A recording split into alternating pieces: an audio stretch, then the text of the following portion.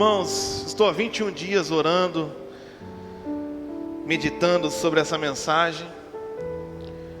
Assim como foi quando eu voltei da viagem do Rio, irmãos, às vezes eu estou ficando preocupado quando eu fico muito tempo sem pregar, porque parece que Deus me leva numa profundidade que pode assustar alguns. Mas eu creio, irmãos, que essa mensagem, na primícia dos nossos domingos, e eu aprendi desde cedo a honrar a primícia. A Bíblia fala assim: se a primícia for santa, todo o resto será. Eu entrego a primeira parte da minha renda, consagro ao Senhor toda a minha renda, os primeiros 10%.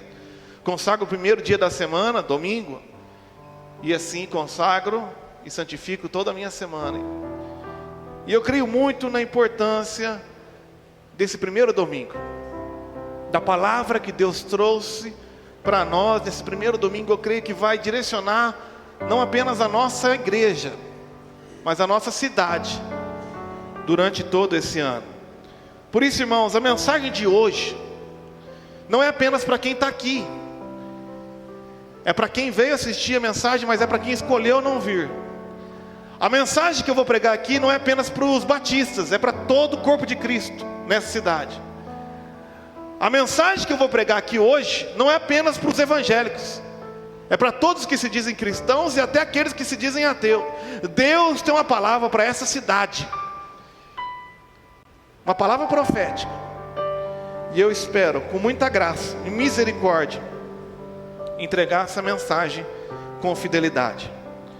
Quero falar sobre a parábola das bodas, ou do banquete do casamento, que fica em Mateus 22, a partir do versículo 1, que diz assim: Jesus lhes contou outras parábolas e disse ele: o reino dos céus pode ser ilustrado com a história de um rei que preparou um grande banquete de casamento para o seu filho.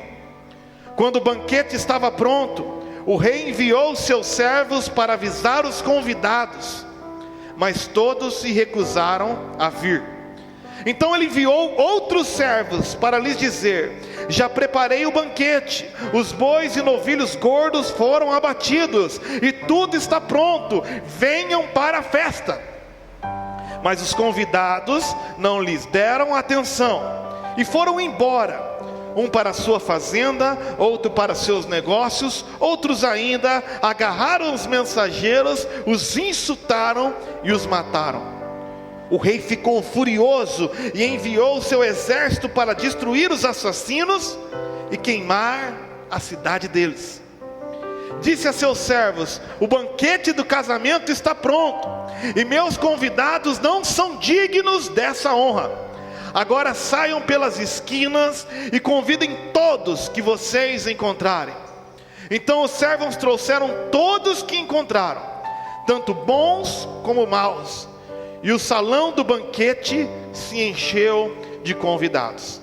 Quando o rei entrou para recebê-los, notou um homem que não estava vestido de forma apropriada para um casamento, e perguntou-lhe: amigo, como é que você se apresenta sem a roupa de casamento?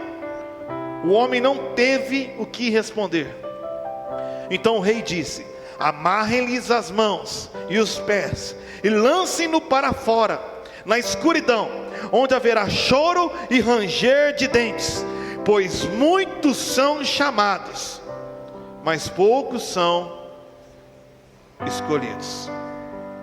Para ilustrar essa ilustração, imagina você, meu irmão, que nós temos a seleção brasileira, e a seleção brasileira hoje está sendo representado por jogadores que não vestem a camisa, que não pagam o preço, não tem comprometimento, não estão honrando o manto do brasileiro, não honra aqueles que representam, ou seja, os brasileiros, não honra os patrocinadores que investem na vida deles, e por causa disso não ganha uma Copa do Mundo, sei lá, faz uns 20 anos.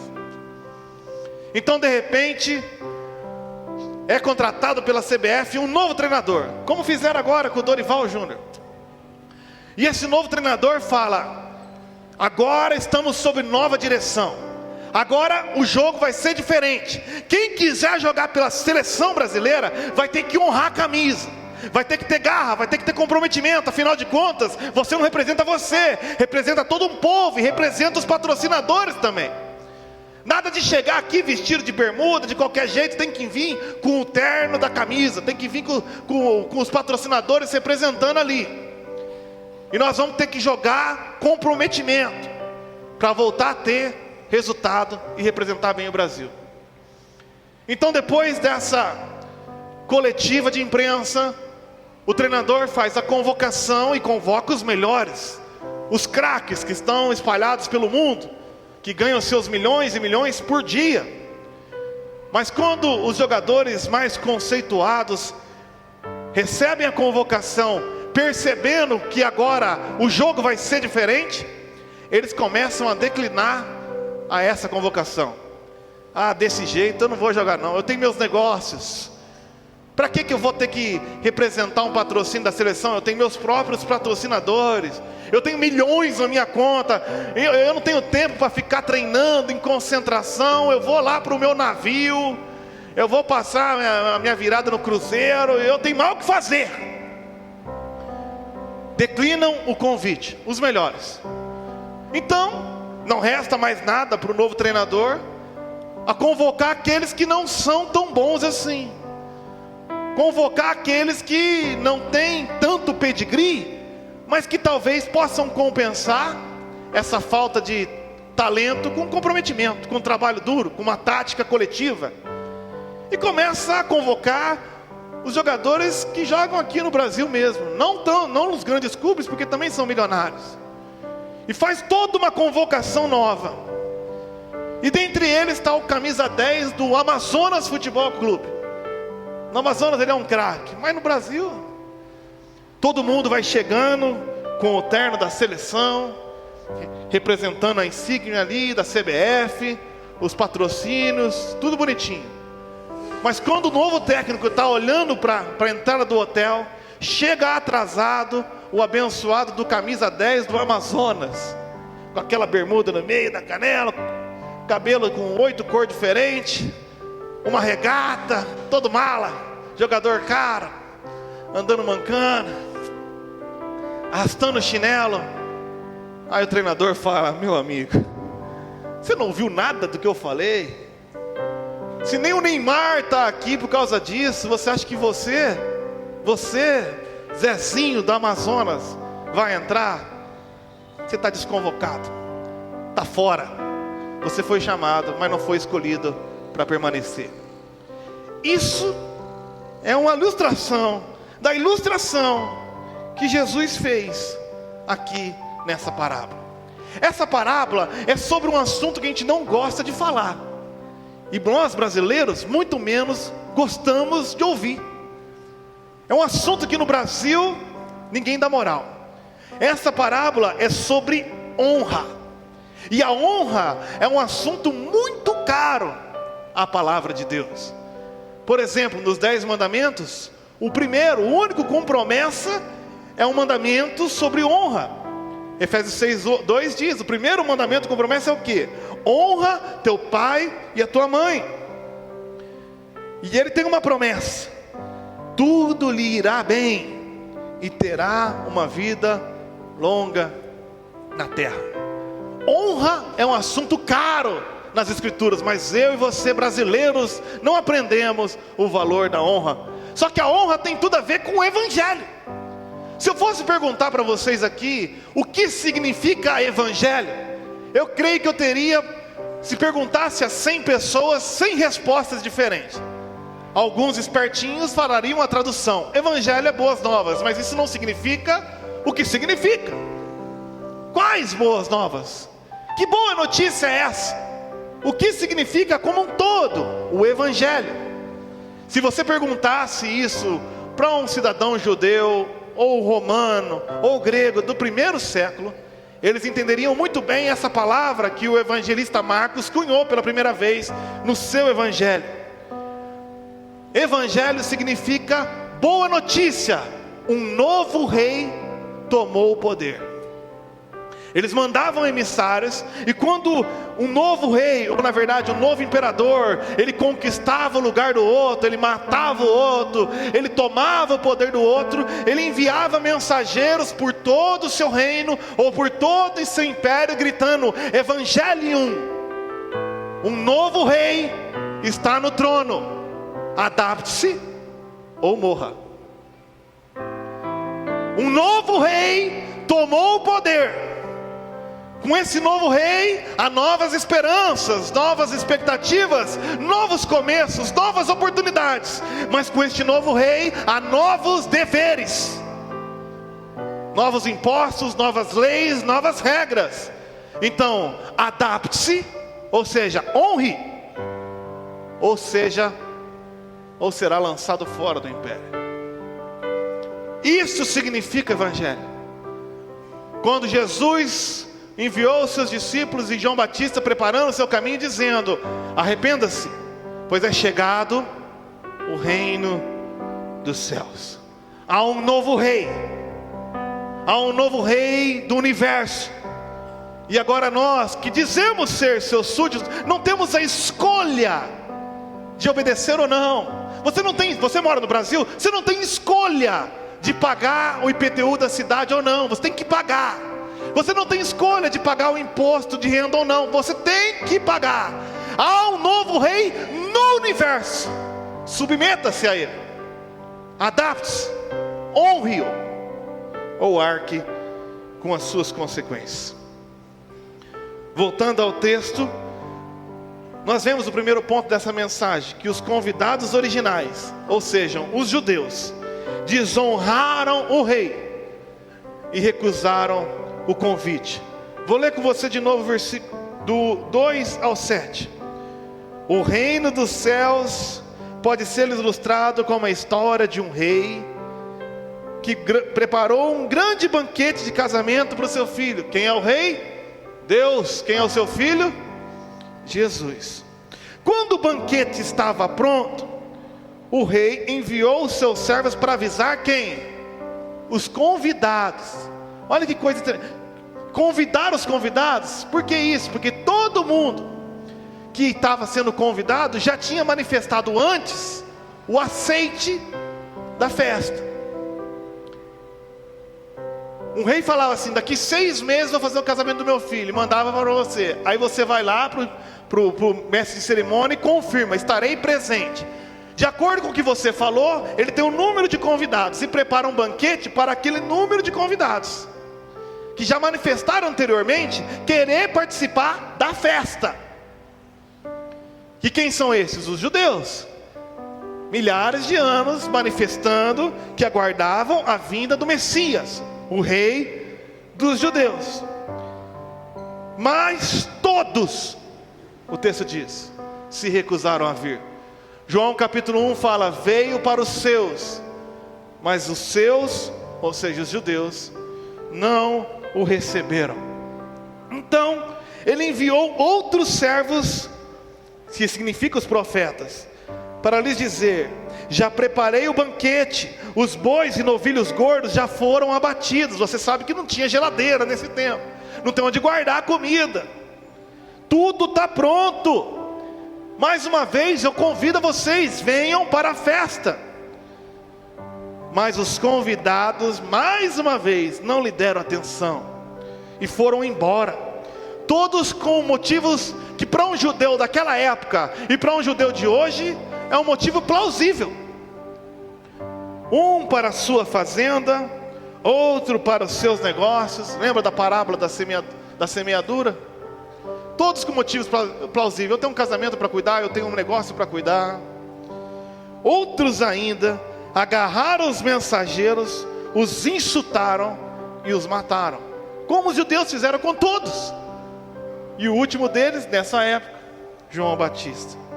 O rei ficou furioso e enviou o seu exército para destruir os assassinos, e grave essa frase: e queimar a cidade deles. Os convidados originais não honraram o rei, recusaram o seu convite, achavam que tinham motivos plausíveis Eu tenho mais o que fazer. Eu tenho minha casa para cuidar. Eu tenho meus negócios para cuidar. Eu tenho a minha família para cuidar. Uma coisa é você adorar a Deus como teu Salvador. Outra coisa que a gente cantou aqui, Ele é teu Senhor. E Cristo, Ele é o Rei. Antes de ser teu amigo, Ele é o Rei. E se Ele é o Senhor, Ele é o dono da minha vida. E se Ele é o dono da minha vida, Ele é dono de tudo que eu tenho e tudo que sou.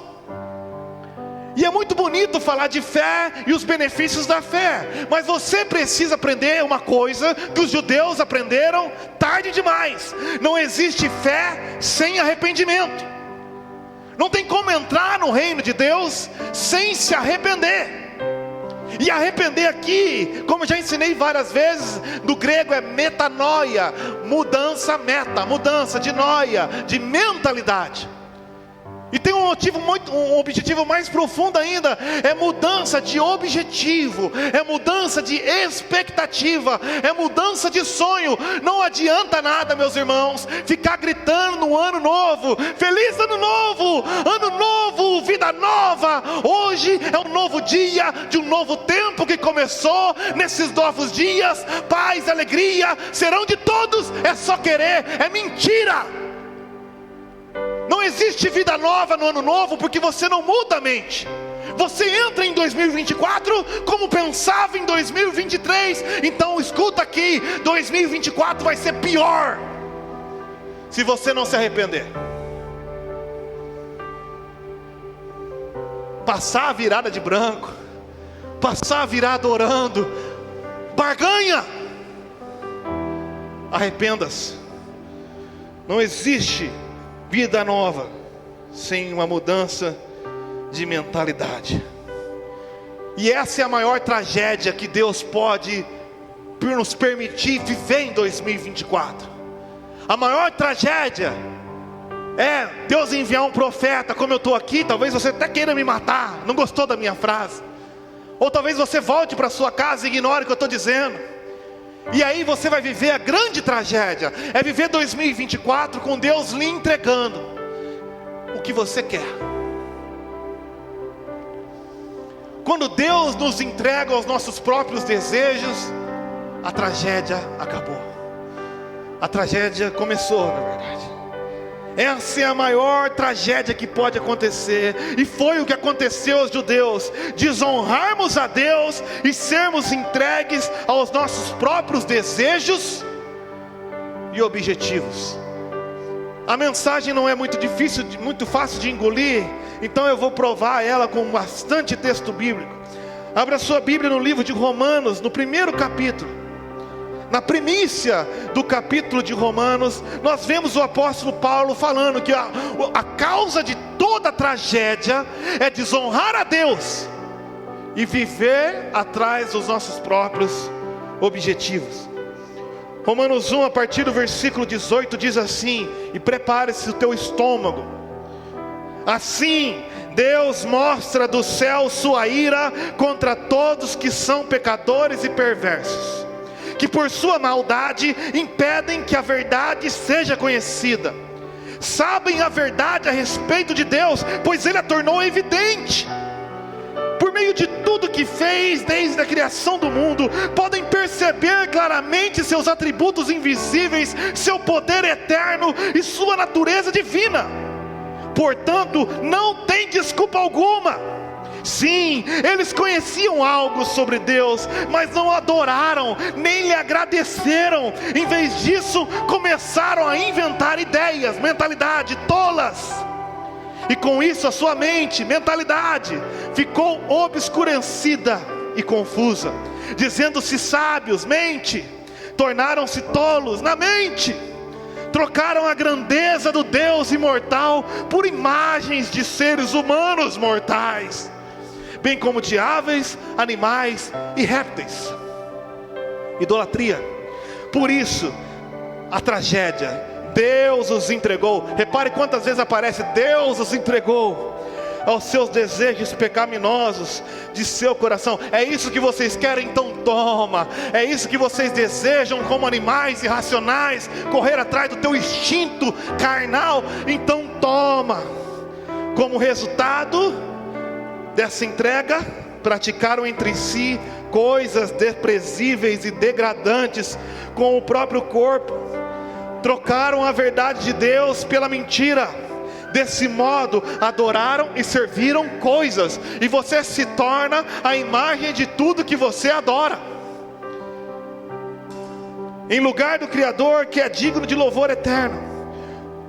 26, novamente: Deus os entregou a desejos vergonhosos. Até as mulheres trocaram sua forma natural de ter relações sexuais por práticas não naturais. Você quer outra mulher? Mulher, então toma. E os homens, em vez de ter relações sexuais normais com mulheres, arderam de desejo um pelos outros. É isso que você deseja? Então toma. Homens praticaram atos indecentes com outros homens, e em decorrência desse pecado, e em decorrência do próprio desejo, sofreram em si mesmos o castigo que merecia. O ápice da adoração do eu. Uma vez que consideraram que conhecer a Deus era algo inútil, mais uma vez, o próprio Deus os entregou a um inútil modo de pensar, deixando que fizessem coisas que jamais deveriam ser feitas.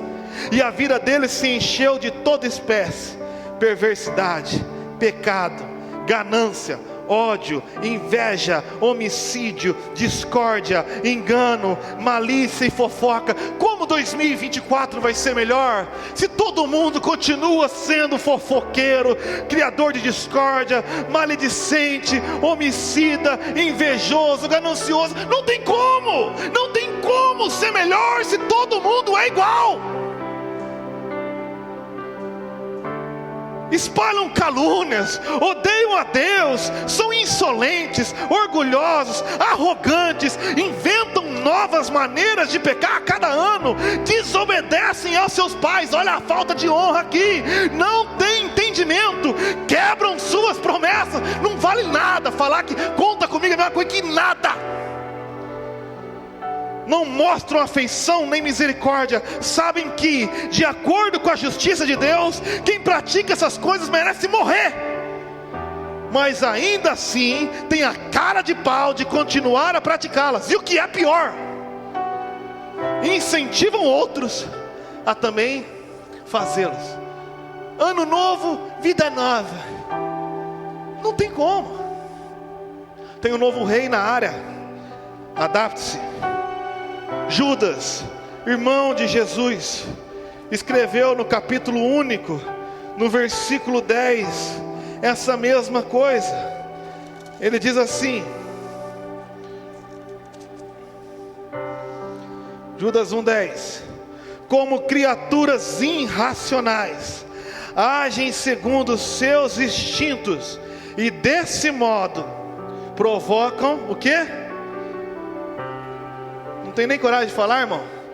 A própria destruição. Segunda carta de Pedro, capítulo 2, versículo 10, diz assim: ele é particularmente severo com aqueles que seguem desejos e instintos distorcidos e desprezam a autoridade. Você tem que entender que quando Jesus fala arrependa-se, Ele não está sendo um babaca, um xarope. Quando eu venho aqui falar arrependa-se, eu não estou sendo o quebra-festa, irmãos. Eu estou sendo o melhor amigo que você pode ter. Porque quando você segue seus próprios instintos, desejos, sonhos e objetivos, o que te aguarda é a tua própria destruição. Eu vou ilustrar isso com uma história real, para ver se você entende por uma última vez o que significa arrependimento. Você reparou aqui que houve uma sequência de autodestruição. Desonra a Deus, nos torna entregue aos nossos próprios desejos, o que nos causa autodestruição. Você desonra a Deus, é entregue aos próprios desejos e se autodestrói. Desonra a Deus, é entregue ao que o próprio desejo e se autodestrói. Agora, qual foi a primeira mensagem que João Batista pregou lá em Mateus capítulo 3? Mateus capítulo 3, o profeta João Batista começa a preparar o caminho para o reino. E ele diz assim no versículo 2: arrependam-se, pois o reino dos céus está próximo. Depois Jesus começou o seu ministério. E qual foi a primeira mensagem que Jesus pregou? A primícia da mensagem de Jesus, Mateus capítulo 4, versículo 17. A partir de então, Jesus começou, primícia, a anunciar sua mensagem. E o que ele disse? Arrependam-se, pois o reino dos céus está próximo. Como é que eu vou começar o ano de 2024, Danilo?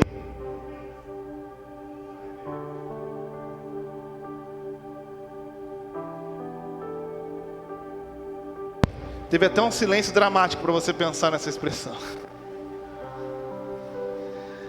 A gente perde um pouco o que significa esse texto, porque para você ainda arrependimento é deixar de pecar. É mais do que isso. Isso está incluso, mas é mais do que isso. Isso aqui foi escrito no primeiro século. Aprende isso. No primeiro século também tinha um escritor, historiador chamado Flávio Joséfo. Você sabe por que não aceitaram Jesus como rei dos judeus?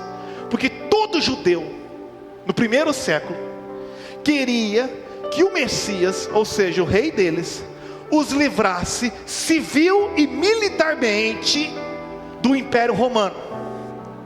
Eles acreditavam que a liberdade era uma liberdade social, política, financeira, terrena.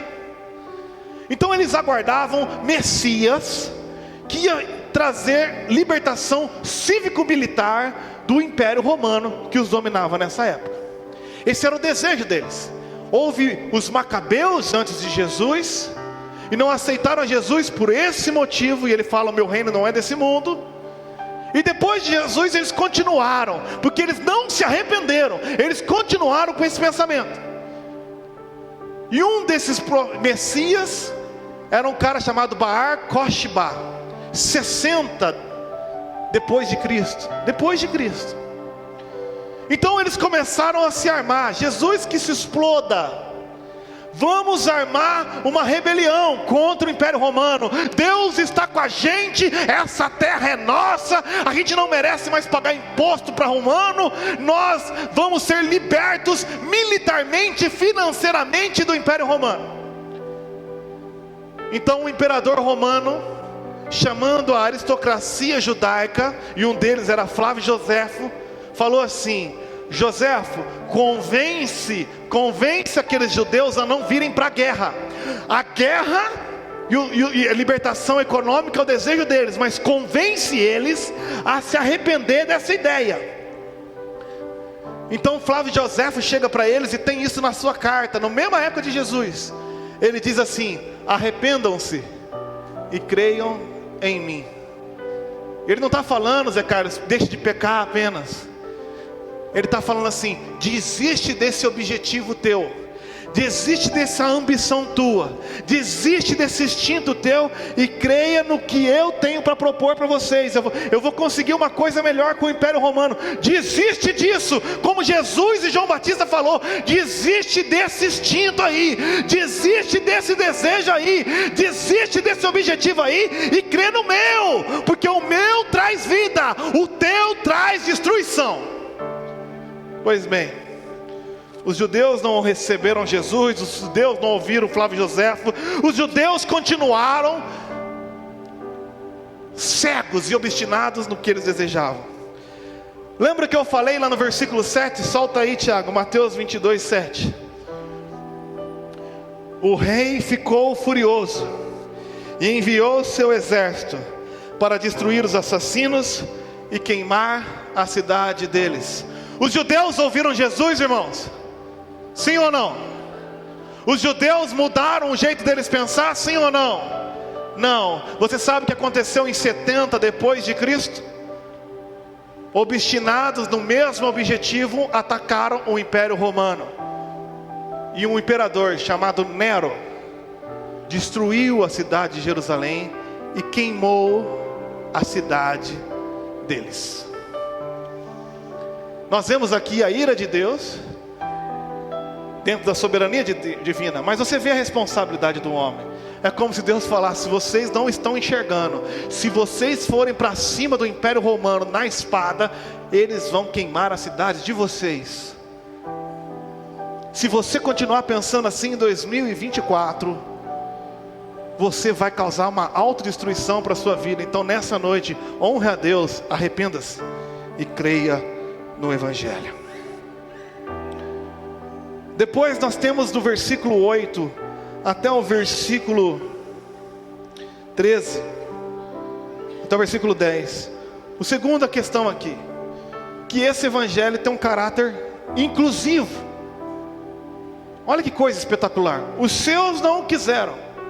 Então ele começa a incluir todo tipo de gente, em todo lugar, de toda espécie. Disse aos seus servos, versículo 8: o banquete de casamento está pronto, não tem onde guardar essa comida toda. E os meus convidados, os judeus, não são dignos dessa honra. Agora saiam pelas esquinas e convidem a todos que vocês encontraram. Então os servos trouxeram todos que encontraram, tanto bons como os maus, e o salão do banquete se encheu de convidado. Saíram pelas vielas e começaram a buscar todo tipo de gente.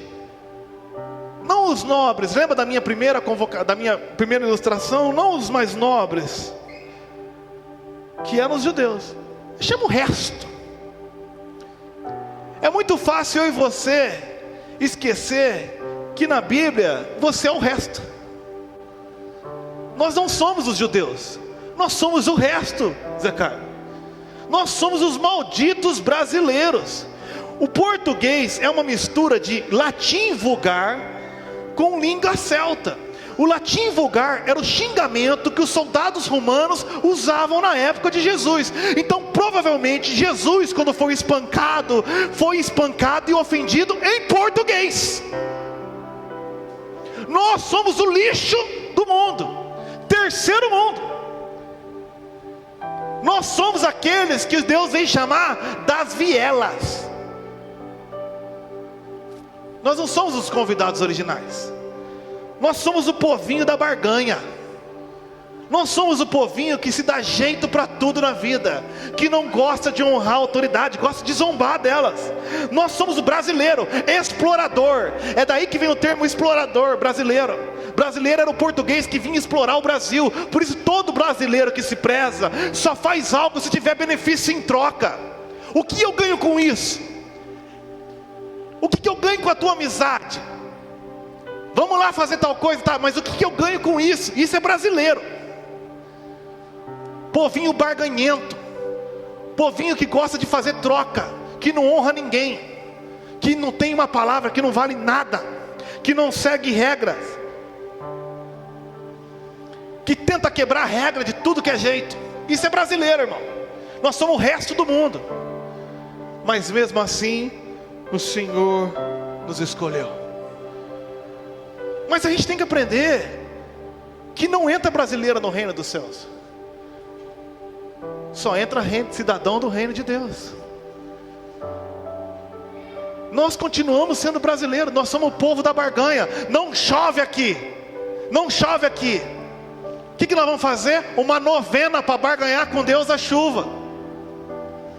A barganha prospera no Brasil. Traga a sua oferta e Deus vai te dar 100 vezes mais. Porque se eu falar para você, brasileiro, contribua conforme propôs o seu coração, não por constrangimento, nem por necessidade. Eu tenho 150 membros, 150 envelopes e tem 120 guardado ali.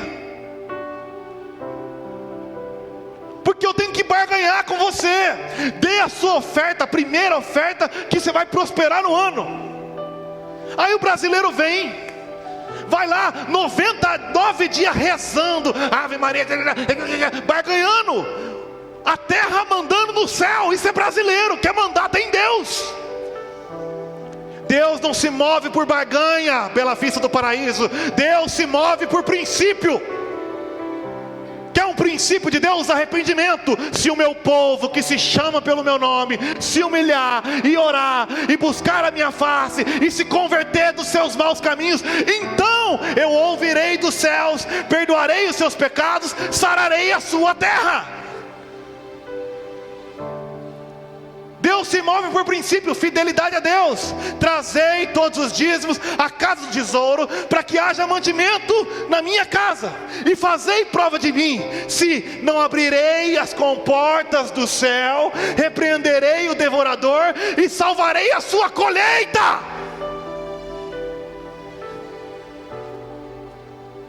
Arrependimento, fidelidade, é mais fácil barganhar. Vou andar de escada 9 dias. Ah, dane-se. Arrependa-se. E creia no Evangelho. Não entra brasileiro no reino dos céus. Só entra cidadão do reino. Ele convida brasileiro. Mas não entra mendigo na festa, você não reparou? Ela é inclusiva, mas ela tem um caráter exclusivo também. Tem um caráter transformacional. Só desfruta da festa quem mudou a roupa. No céu não tem brasileiro, grego, judeu, cita, americano. No céu tem cidadão do reino. Então você continua no versículo 11. Então quando o rei entrou para recebê-los, notou de que uma multidão de todos os povos, línguas, tribos e nações, um único homem, que estava vestido ainda de forma inapropriada. Lembra do jogador? Que estava ainda vestido como um brasileiro, para o casamento. E ele perguntou: amigo, como é que você se apresenta sem a roupa do casamento? Agora olha que resposta interessante. O homem não teve o que responder. Então vem a parte do evangelho que ninguém gosta de ouvir, irmãos. O rei disse: amarrem-lhe as mãos e os pés, lancem-no para fora, na escuridão, onde haverá choro e ranger de dentes, pois muitos são chamados, mas poucos os escolhidos. Todo país que se preza tem suas exigências para receber cidadãos de fora. Que se preza, só a porcaria do Brasil que recebe todo mundo.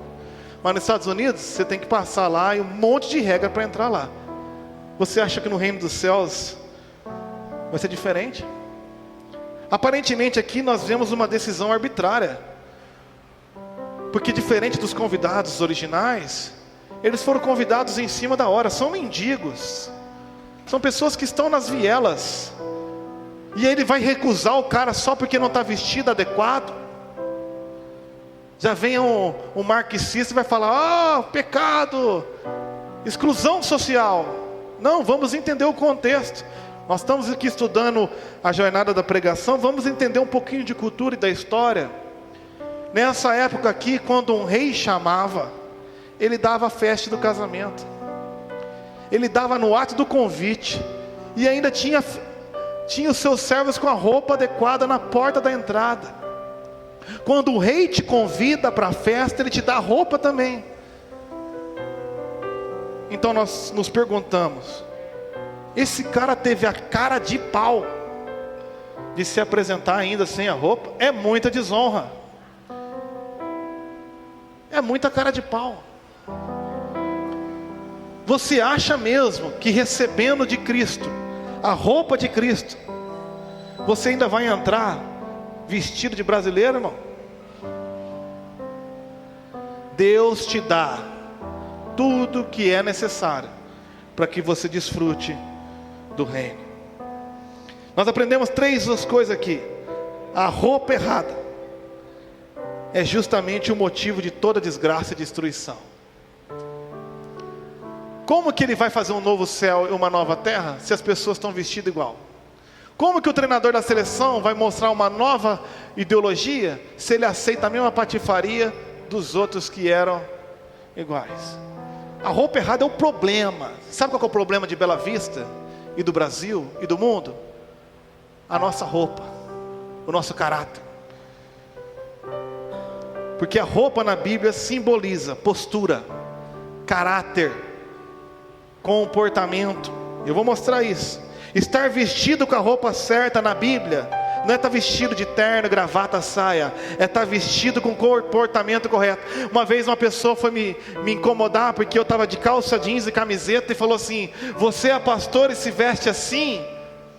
E eu virei para a pessoa e falei assim: o terno que você está usando, você compra na loja, mas a fidelidade, o amor, a graça, a alegria, a fé, você não compra em qualquer lugar.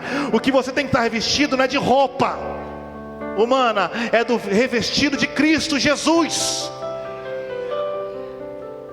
do caráter de Cristo, dos frutos do Espírito. E o rei entregava no momento do convite as roupas para a festa. Por isso, da mesma forma, o rei nos dá tudo que necessitamos para nos vestir adequadamente. Vamos para a Bíblia, 2 Pedro capítulo 2.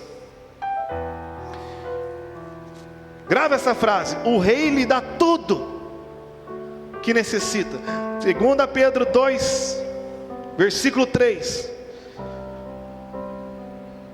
2 Pedro 1, versículo 3. Eu gosto da NVT porque ela é clara. Deus, com seu poder divino, nos concede tudo de que necessitamos para uma vida de devoção, pelo conhecimento completo daquele que nos chamou para si, por meio da sua glória e excelência. E por causa da sua glória e excelência, Ele nos deu grandes e preciosas promessas. E são elas, as preciosas promessas, que permitem a vocês participar da natureza divina. Olha aí o comportamento. E escapar da corrupção do mundo, causada pelos desejos humanos. Diante de tudo isso, está aí a tua parte, irmãos, em 2024.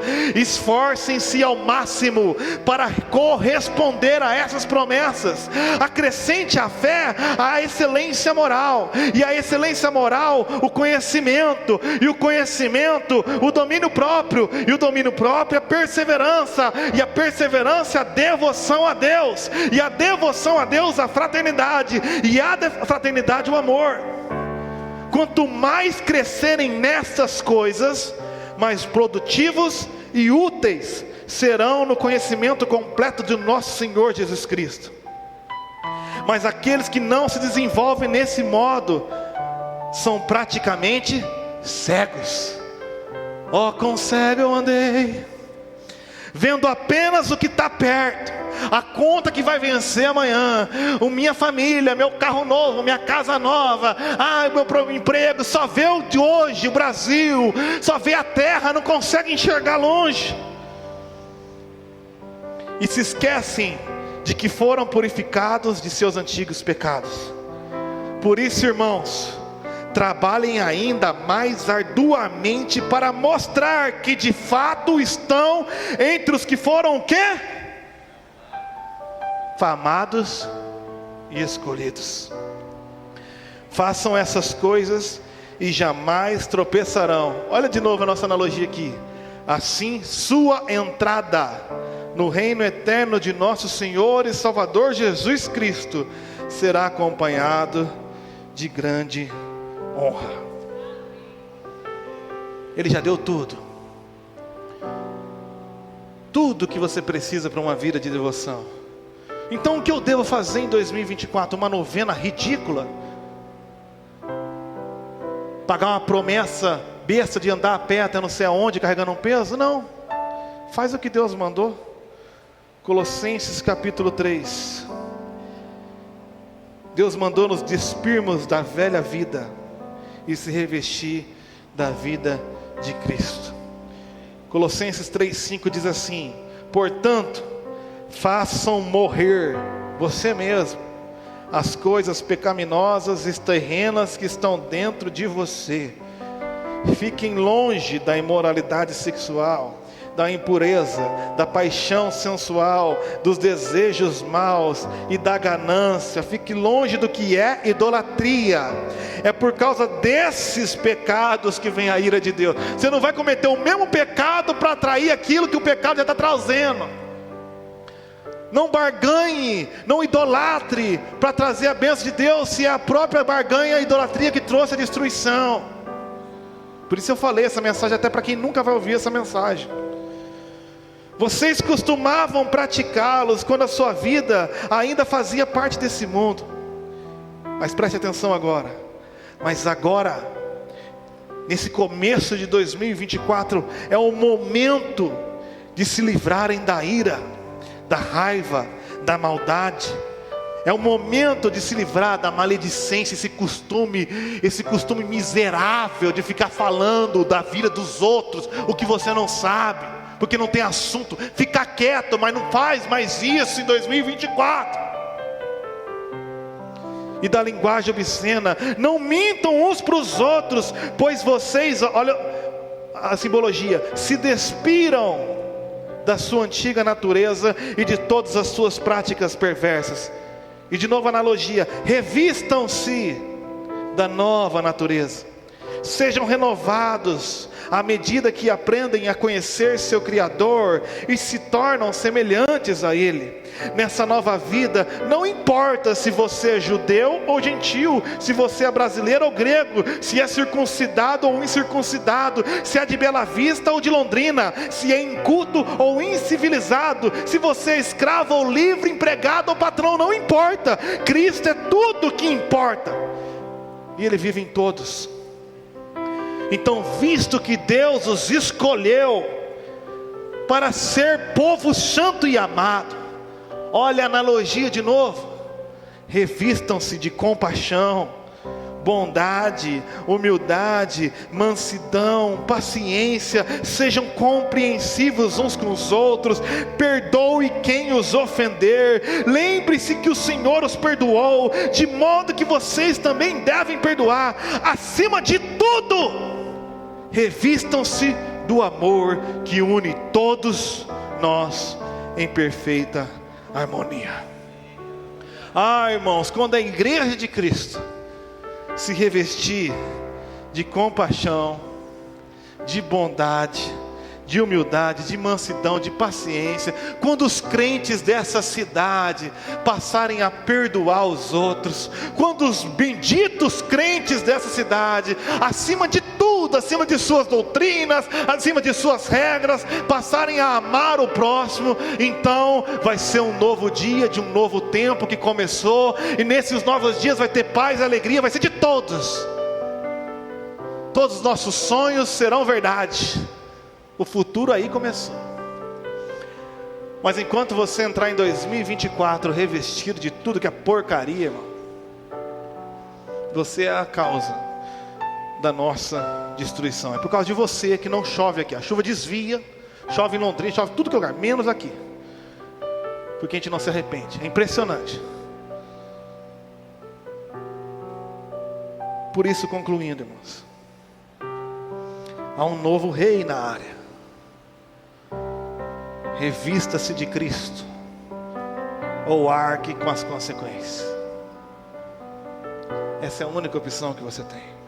Honra ou destruição nos aguarda em 2024, inevitavelmente. Vou mostrar, para acabar, com o último livro da Bíblia, Apocalipse capítulo 7. A partir do versículo 9, diz assim, preste atenção, não desplugue agora, porque é agora que o Espírito Santo vai trazer convencimento ao seu coração. É agora que o Senhor vai te conduzir e te conceder o arrependimento, que vai te levar a uma nova vida de fidelidade. Apocalipse 7:9 diz assim: depois disso, vi uma imensa multidão, grande demais para ser contada, de todas as nações, tribos, povos e línguas, em pé diante do trono e diante do Cordeiro. E olha que interessante, as roupas aqui de novo. Esse povo de tudo que é lado não estava com a camisa da seleção brasileira, não estava com a camisa dos Estados Unidos. Eles usavam vestes brancas e seguravam ramos de palmeiras e gritavam com grande estrondo: a salvação vem de nosso Deus que está sentado no trono, ou seja, Ele que governa, e do Cordeiro. E todos os anjos estavam em pé ao redor do trono, dos anciões e dos 4 seres viventes, prostraram-se em honra com o rosto em terra diante do trono e adoraram a Deus cantando: amém, louvor e glória, sabedoria, gratidão e honra, força e poder pertence ao nosso Deus para todos sempre, amém. Então um dos anciões me perguntou: quem são estes vestidos de branco? De onde vieram? Eu lhes respondi: Senhor, tu sabes. E ele disse: são aqueles que vieram da grande tribulação, lavaram e branquearam suas vestes no sangue do Cordeiro, por isso estão diante do trono dia e noite, e servem em seu templo, e aquele que se senta no trono lhes dará abrigo. Nunca mais terão fome, nem sede, e o calor do sol nunca mais os queimará, pois o Cordeiro que está no centro do trono será o seu pastor. Ele os guiará às fontes de águas vivas, e Deus enxugará de seus olhos toda lágrima. Poxa, é isso que vocês querem? Nunca mais ter fome, nunca mais ter sede, o sol não vai estragar tudo, ter Deus no nosso meio, ter acesso à fonte de águas vivas, ter dos nossos olhos enxugado toda lágrima. Então nós precisamos remover o insulto. Uma das coisas legais da Bíblia é que os primeiros 2 capítulos e os 2 últimos não tem Satanás. Satanás é uma desgraça que aconteceu no meio da história e que não vai acontecer no final. Por isso eu quero ler com você o penúltimo, Apocalipse 21, versículo 3 e 4. A consumação desse reino maravilhoso. Ouvi uma forte voz que vinha do trono do rei, e diziam: vejam, o tabernáculo de Deus está no meio do seu povo, Deus habitará com eles, e eles serão seu povo, o próprio Deus estará com eles, e Ele lhes enxugará dos olhos toda lágrima, e não haverá mais morte, nem tristeza, nem choro, nem dor, pois todas essas coisas passaram para sempre. Você quer viver isso? Vamos à citação original, Isaías capítulo 25. Esta é a citação original que diz que não haverá mais choro. Agora repara como isso tudo aconteceu. Eu li esse versículo no banquete que a gente fez aqui de fim de ano. Isaías 25, 6. Todos nós desejamos, irmãos, em 2024, por um banquete da presença de Deus, um banquete de alegria, um banquete de paz, um banquete de felicidade, um banquete de harmonia, de alegria, de paz. Isso está preparado para o Senhor no seu reino, para todos os cidadãos do reino. Mas existe uma condição. Dá uma olhada aqui. Em Jerusalém, o Senhor dos exércitos oferecerá um grande banquete para todos os povos do mundo. Então serve para mim também no Brasil. Será um banquete delicioso, com vinho puro envelhecido, símbolo de alegria, e carne da melhor qualidade, símbolo de saciedade. Estarei saciado em Deus e alegre. E ali Ele removerá essa nuvem de tristeza, a sombra escura que cobre toda a terra, que cobre essa cidade. Ele engolirá a morte para sempre. O Senhor soberano enxugará todas as lágrimas. Está aqui a citação. Como? Removendo para sempre todo insulto contra a sua terra, contra o seu povo. Quem disse isso? O Senhor falou. Vamos voltar em Apocalipse 21. Não haverá mais morte, nem tristeza, nem choro, nem dor. Todas essas coisas passarão para sempre. Como? Removendo o insulto. Olha o versículo 8. Os covardes, os incrédulos, os corruptos, os assassinos, os sexualmente impuros, Você sabe que os 50 tons de cinza está destinado a cinzas, meus irmãos. Os que praticam feitiçaria, os adoradores de ídolos, todos os mentirosos estão destinados ao lago de fogo que arde com enxofre. Esta é a segunda morte. É assim que Deus vai resolver o problema do choro, da dor, do sofrimento. Sabe como? Removendo o insulto, removendo a desonra, removendo o pecado e aqueles que o amam. Por isso, Apocalipse 22, 12. Já estou encerrando. Você viu que eu falei 3 vezes para enganar vocês, mas agora é de verdade. Versículo 12. Vejam, eu venho em breve e trago comigo a recompensa para retribuir a cada um de acordo com o quê? Eu sou o Alfa e o Ômega, o primeiro e o último, o princípio e o fim. Todos os nossos atos terão consequências, mas felizes aqueles que lavam suas vestes. A eles será permitido entrar pelas portas da cidade e comer do fruto da árvore da vida. E lá vai ser bom, sabe por quê? Porque do lado de fora da cidade ficam os cães, os feiticeiros, os sexualmente impuros, os assassinos, os adoradores de ídolos e todos que gostam de praticar a mentira.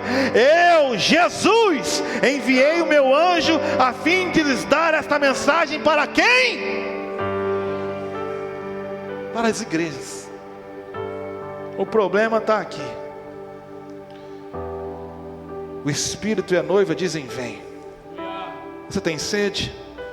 Você está ouvindo? Quem tem ouvidos ouça. Que todo aquele que ouve diga: vem. Quem tiver sede, venha. Quem quiser, beba de graça da água da vida.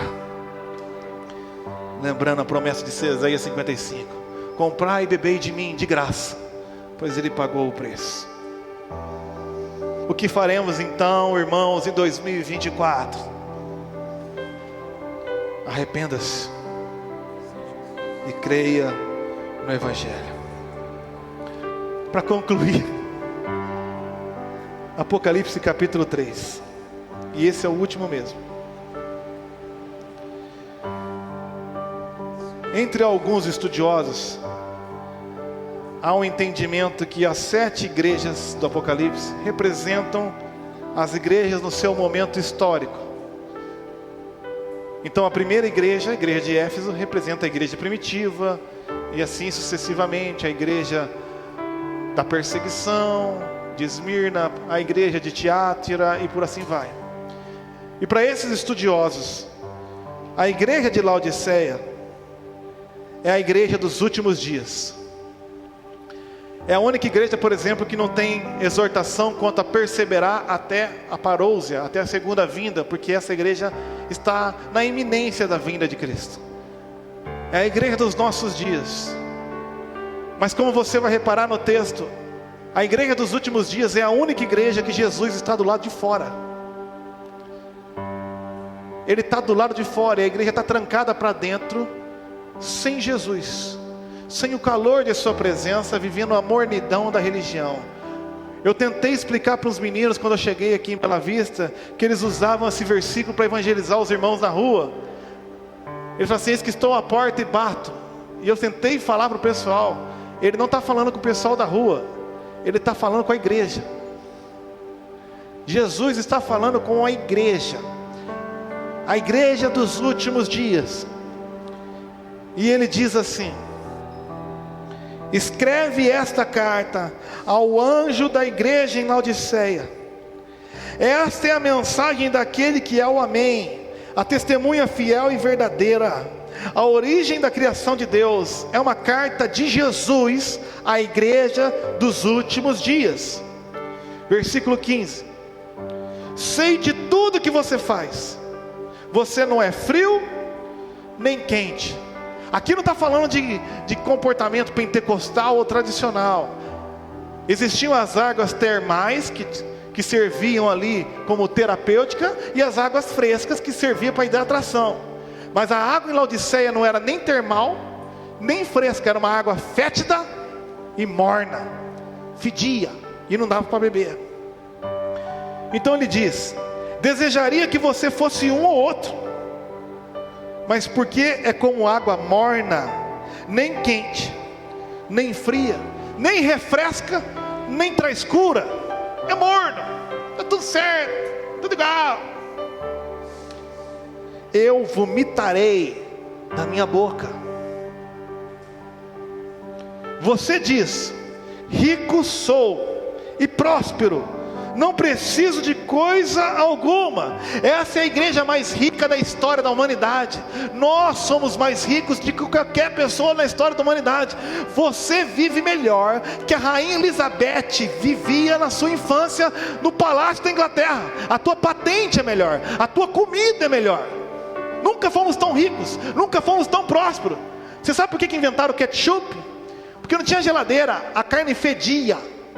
Então jogava o ketchup para disfarçar o cheiro de carne estragada que o rei comia no palácio. Você comeu hoje uma carne melhor que a rainha Elizabeth comeu há 100 anos. Você é mais rico que a rainha Elizabeth, que a rainha Vitória, que o rei Salomão. O rei Salomão, em toda a sua glória, não teve um papel higiênico para se limpar igual você tem. Você vive melhor. Nós somos a igreja mais rica, temos dinheiro para tudo, próspero, não precisamos de nada. Deus para quê? Eu trabalho e compro. Deus para quê? Vou ali e resolvo meus problemas. Para que Deus? Mas você não sabe, não percebeu que é um infeliz, miserável, pobre, cego e está nu. Jesus está falando isso para quem? Para a igreja. Tem a Almeida Corrigida Fiel aí? Eu vou ler agora esse versículo na versão Almeida, Corrigida e Fiel. Sabe por quê? Porque ela é corrigida e fiel ao que Jesus disse para quem? Você diz que eu sou rico e não tenho falta de nada, mas não sabe que é um quê? Fala, irmão! Desgraçado! Tem vergonha, tem superstição de não falar? Jesus está falando que a igreja dos últimos dias se acha rica, mas é desgraçada. Não sou eu. O pastor falou desgraçado. Não, Jesus falou. Está na Bíblia. Jesus. Ô igrejinha desgraçada, nem percebe que é infeliz, que com todo o seu dinheiro não consegue cobrir a sua nudez, não consegue enxergar a glória de Deus, e é pobre das virtudes do Espírito. Nunca teve tanto crente, nunca teve tanto dinheiro, mas nunca teve tão pouco amor, tão pouca graça, tão pouco perdão, tão pouca misericórdia, tão pouca alegria, tão pouca paz, tão pouca paciência. Nunca fomos tão desgraçados. Então volta na NVT, versículo 18: eu os aconselho a comprar de mim ouro purificado pelo fogo, e então sim será rico.